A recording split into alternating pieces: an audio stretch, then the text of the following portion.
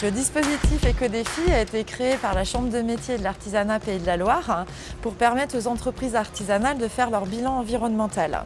Donc on s'appuie sur un outil d'évaluation qui nous permet de passer en revue 7 thématiques: les déchets, les emballages, l'énergie, la partie transport, les consommations d'eau et le traitement de l'eau, les produits utilisés et la partie sociétale et durable de l'entreprise.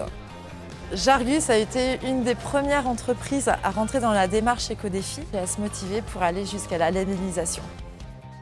Jargus, c'est un concept de restauration rapide, éco-responsable et solidaire qui aborde toute une logique autour de l'économie circulaire via la réutilisation des contenants qui sont des bocaux en verre, des mason jars, fuselés et facilement transportables.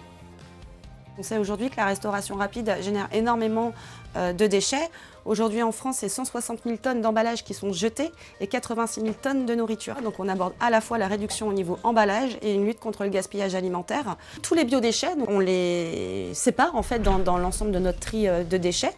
Et tous les mercredis, elles passent avec leur triporteur à vélo pour récupérer ces biodéchets et les valoriser en compost. La Tricyclerise, c'est une association qui est née il y a un peu plus de 3 ans maintenant. Et donc le but, c'est d'intervenir dans les restos, les bars pour collecter les déchets organiques.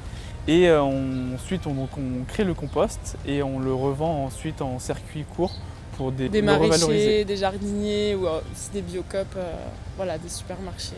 Pour revaloriser les déchets organiques en fait.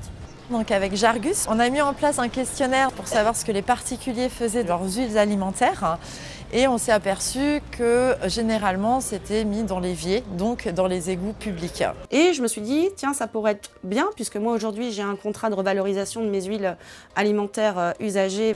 Et je me suis dit que ça pourrait être intéressant d'aller chercher tous ces tout petits gisements, les collecter et nous-mêmes les revaloriser gratuitement en biocarburant et de se dire qu'on pouvait aussi avoir un impact local de tous ces petits flux à ramification. Sur ces 7 thématiques, il y a 62 actions qui sont proposées aux entreprises. La première année, ils doivent réaliser 3 actions pour obtenir le label dans leur établissement. Et ensuite, un nouveau défi par an pour maintenir le label en place dans l'entreprise et permettre ainsi une amélioration continue dans l'entreprise et les bonnes pratiques responsables de nos artisans. C'est une certification qui n'est pas acquise et remise toujours en cause tous les ans et qui nous impose toujours une dynamique pour aller encore plus loin en fait. Et c'est ça qui est intéressant.